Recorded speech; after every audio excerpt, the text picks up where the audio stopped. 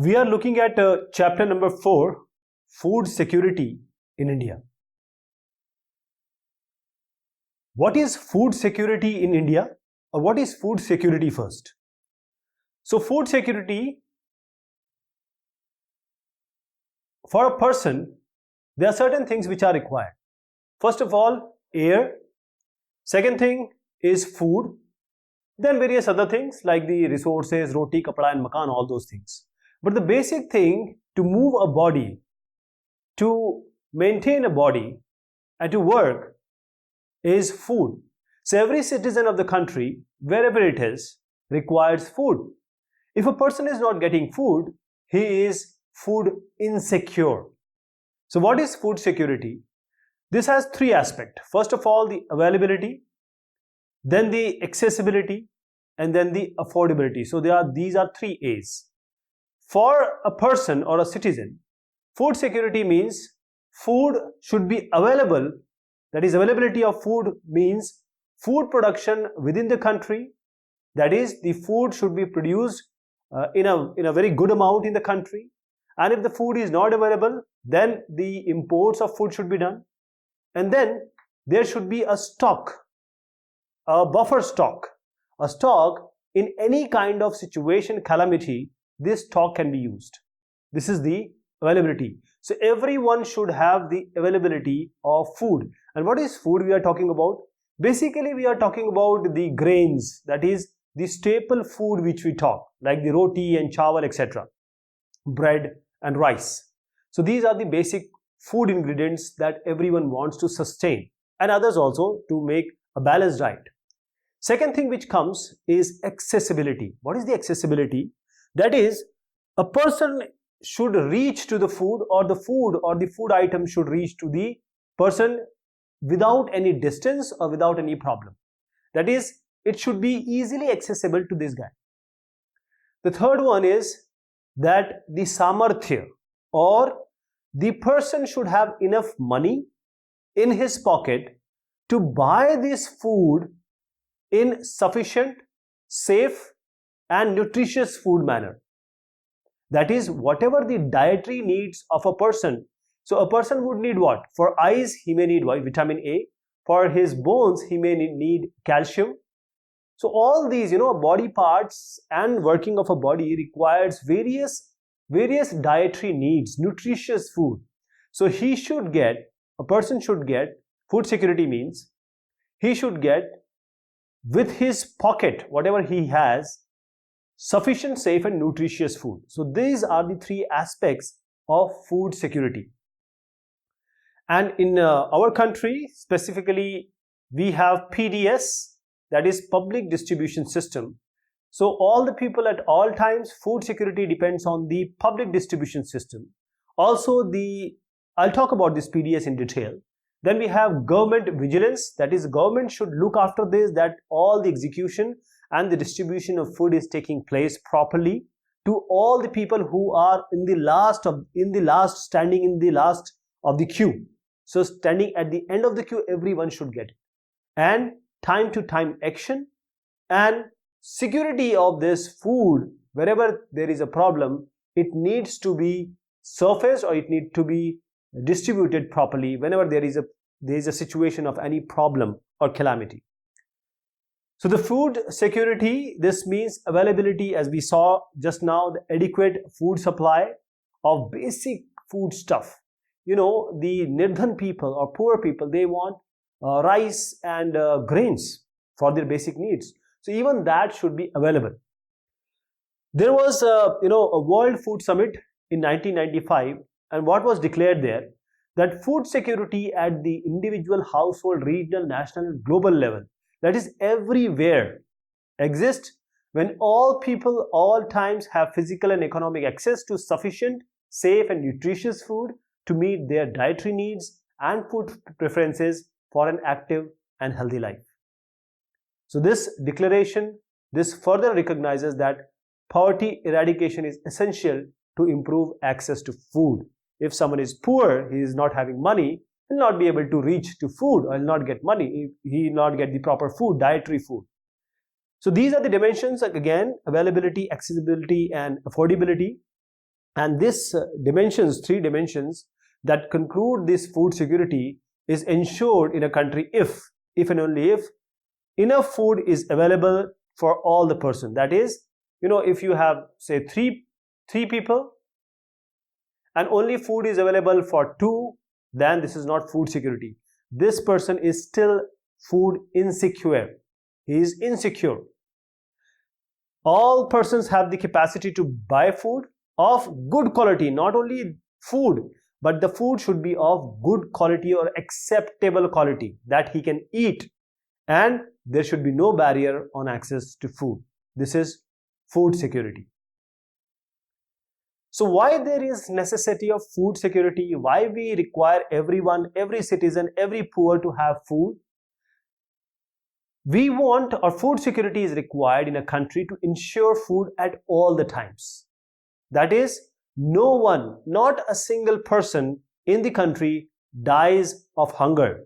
He may die for other causes, because of other reasons, but not because of not getting enough food. And for a country or for any region, geographical region, there can be a possibility of natural calamity. There can be a problem, right? And whenever there is some natural disaster or national calamity like the earthquake, drought, flood, tsunami, widespread failure of crops, and this cause famine. And mostly the poorest section of the society, they are affected by this. That is why they are more food insecure. They'll not get food here. Now, whenever there is a natural calamity like this, for example, widespread failure of crops. So when the failure of crops happen, the price of food grain will increase.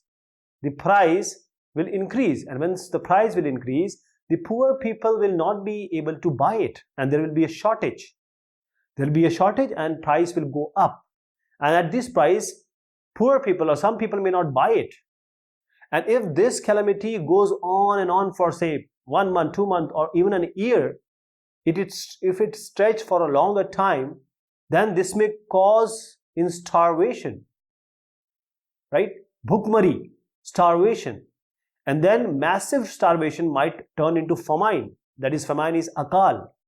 That is, this natural calamity, if it happens, it will adversely affect everyone. That is why we need food security. So we just talked about famine and starvation. So in 1943 in Bengal, this is a very, very important thing. A famine took place, and this was a very devastating famine that took place in Bengal, and 30 lakh people died. How many? 30 lakh people died. The price of rice, the staple diet of the food in the region, it increased sharply at this time.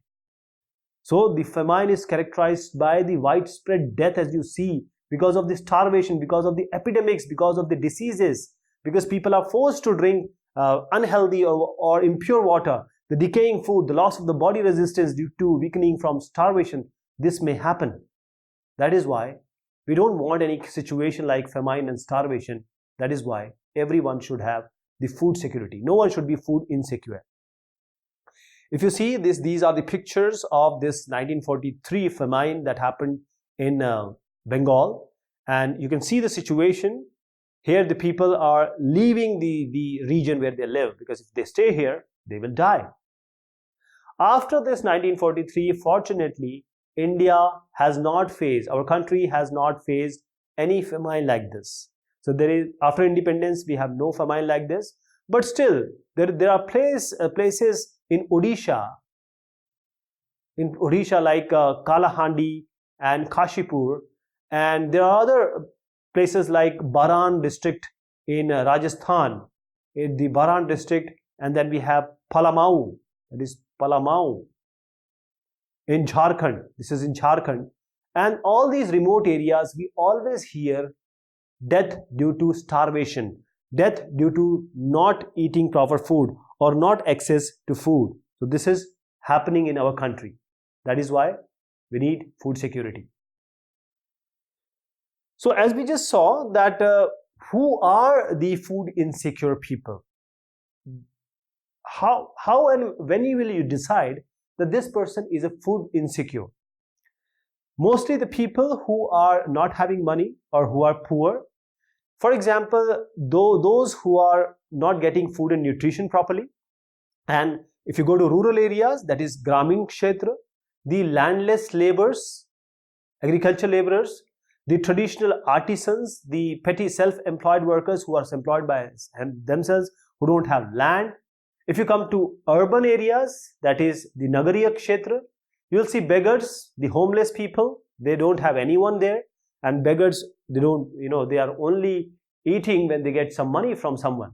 And also casual laborers who don't get employed every time. That is, they are ill paid. And some construction migrants, people who are in construction and they have migrated from somewhere. And there are workers who only get seasonal jobs. All these people are food insecure. That means the availability, accessibility, and the third one, affordability of food can diminish for them anytime. They might not get proper food anytime because they are vulnerable, they are food insecure. And mostly if you talk about women, the pregnant women or nursing mothers who are feeding their child, right? And the children, especially the women kids who are 5 years old and less, they are food insecure. So the second NHFS, that is the National Health Family Survey, and this conducted during 1998 and 99, it estimated about 11 crore women and children in India, they are food insecure. And this is the time 1998-99. So this has come up that 11 crore, this is a very huge amount, that this amount of women, our half, you can say the population, among them 11 crore, they are facing this problem. And apart from this region, these people, the region also, there are different regions. See, if this is a region, okay, somebody is living here, it is very difficult if something happens to reach him. So there are places also which are insecure, food insecure regions. So those places like the states which are, or the regions which are economically backward states, where the level of poverty or the nirdhanta is too much.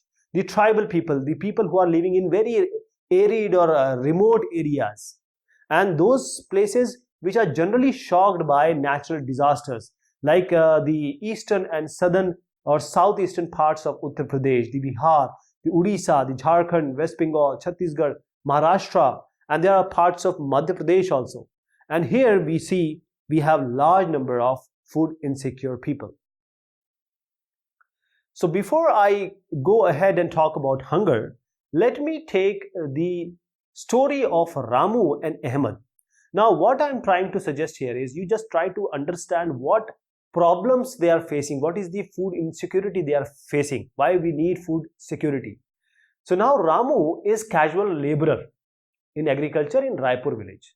He has an eldest son, Somu, 10 years old, and he works with Sarpanch and look after the cattle of Satpal Singh. Somu is employed whole year, he is just given 1,000 rupees. Can you imagine? 1 year, 1,000 rupees? Ramu has 3 more sons and 2 more daughters. They are too young to work in the field. Ramu's wife, Sunahari, also work a part-time as a house cleaner for the livestock, and she removes and manages cow dung. She gets half liter milk and some cooked food along with vegetables. If she also works with a husband like Ramu in busy seasons, and that supplements the earning of the family. Now agriculture is quite a seasonal activity, because once you are sowing, transplanting, that is the time you are this Ramu is required. But and all when the end time, that is the harvesting time comes, then Ramu is required. But in between, when the crop is growing by itself, Ramu is berozgar. He is unemployed for 4 months. 4 months he is unemployed. So he goes for some bricklaying work in some construction activities. And with all these efforts, he is still hand to mouth. He can't even buy essential foods for 2 square meals or 2-time food for his family. Like milk and vegetable, which are not a regular part of meals in the family, because the kids need milk, they need proper vegetable.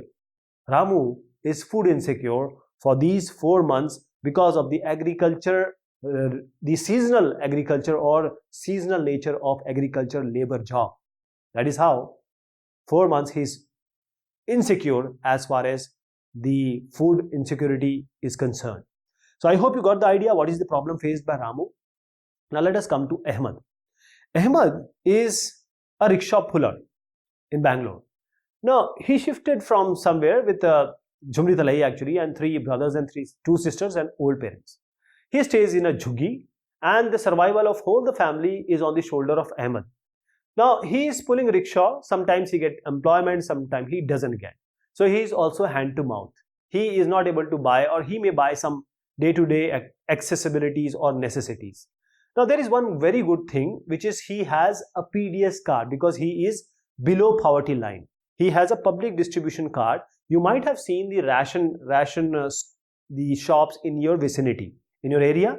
These are the public distribution system. For that you have to have a card, and Ahmed has this card. So he gets wheat, rice, sugar and kerosene oil for his daily use, and that is quite less than the market price. So this is how he manages the thing with the use of PDS. He is able to, not very much, but still he is able to manage the family food needs. So you see, he is also food insecure sometimes, but because of the public distribution system and because of a card he is having below poverty line, he is able to manage the things, not very properly, but he is able to manage. So let me tell you, this public distribution system is going to come. We'll talk about that in a detail. But here, let me talk to you about hunger. So food security has a very important aspect of hunger. Hunger means when you feel like eating and you don't get, so you are hungry. To create food security, this hunger should be removed, and anything which is going to happen in the future, that is a possibility of hunger, should be reduced. So hunger has 2 dimensions. One is chronic hunger, other is seasonal hunger. Like Dirghakalik Bhukmari and Mausami Bhukmari. Chronic hunger and seasonal hunger. So this I'll talk to you about chronic and seasonal just now. But before that, NHFS again in 1998 has a large scale, this one we are talking about.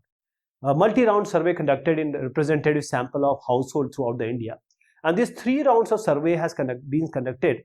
And what idea did they get? The survey provided essential data on health and family welfare needed by the Ministry of Health and Family Welfare. And there are various agencies for policy making and programs to make the information on important emerging health and family welfare issues which are required to be governed by the government to be put in place so that this hunger should not be there. So there was a survey, and finally government got the idea and they did a lot of things which we'll talk about. So there are 2 types of hunger. One is chronic hunger. What is the chronic hunger? A person, he's eating food, but he is not eating proper food. He is not eating nutritious food. He is not getting food properly. He is eating, he is alive, but he is not getting nutritious food, not a balanced diet, not a regular diet. So these chronic hungers happen in this way. It is a consequence of diet regularly deficient in quantity and quality. That is the quality, that is everything should be there in a food, proper food.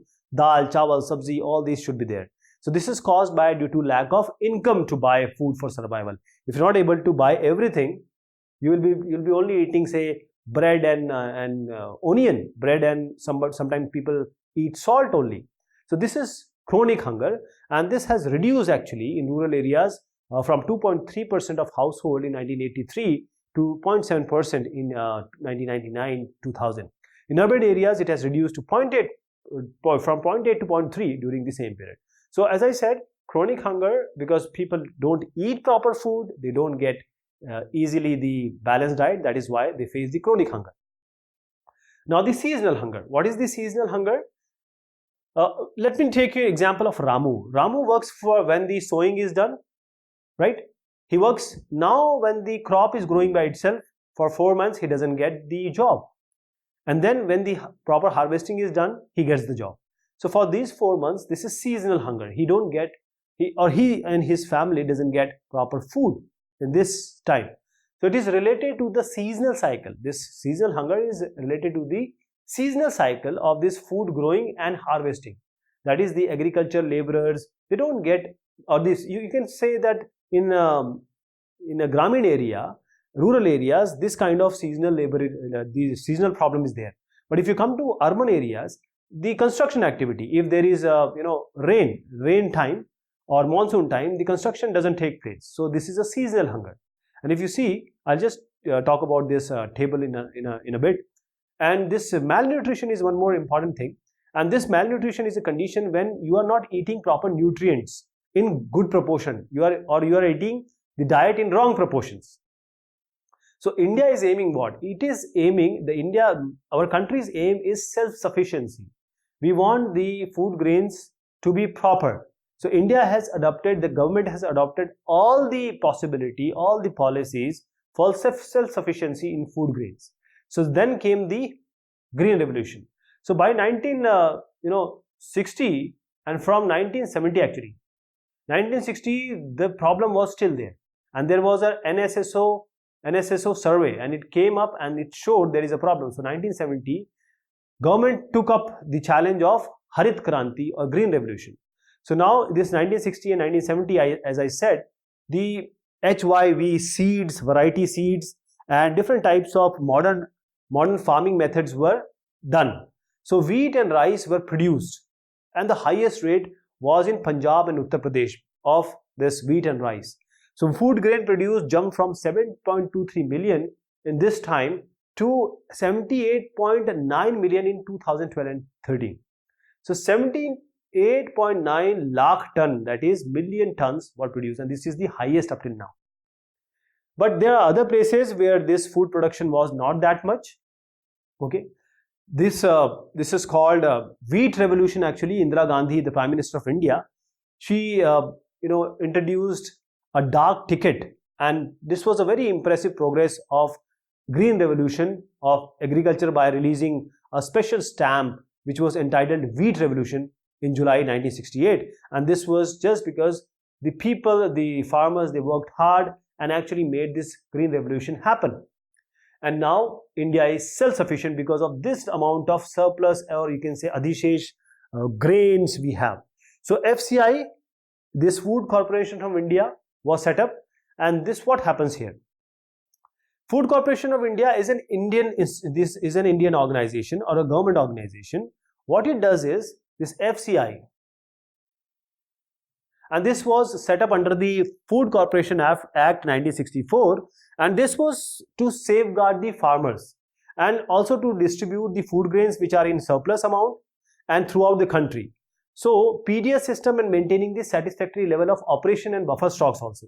So Food Corporation of India, it buys the wheat and rice from the farmer, and before the crop they introduce or they declare the minimum support price. Now before even starting the crop activity, the farmer is aware that this is the minimum support price he is going to get. For example, for 100 kilos, that is 1 ton, he may get say 1,000 rupees. So he is aware. Now he sells the food which is adhishesh extra with him to FCI. Now FCI takes it with all the farmers. Now the FCI keeps or bhandaran or stores all these grains like rice and wheat, and this is sent to the public distribution system of various area. And these areas are what? These areas are different regions, and having this public distribution system is nothing but the ration shops in your area. So this happens, and from there you have a BPL card or below poverty line card or APL card. You go and you get the rice, grain, etc. in very less amount, 2 rupees, 3 rupees per kg. Now minimum support price, this is the price, as I said, this is the price at which the government and through the FCI they do it. FCI, Food Corporation of India, purchases, buy the crops from the farmers. Now farmers are also happy because they have someone so that they can sell their stuff, what they have created. Now we have 27 crops being purchased with such prices, including variety of cereals, pulses, oil seeds, fiber crops and others in our country. So food security in India, we'll talk about this again, and we'll talk about the buffer stock and public distribution system in detail. Okay, we have talked about buffer stock and this public distribution system, but we'll be taking it in other dimension and in a wide dimension. Till then, thank you so much and take care of yourself.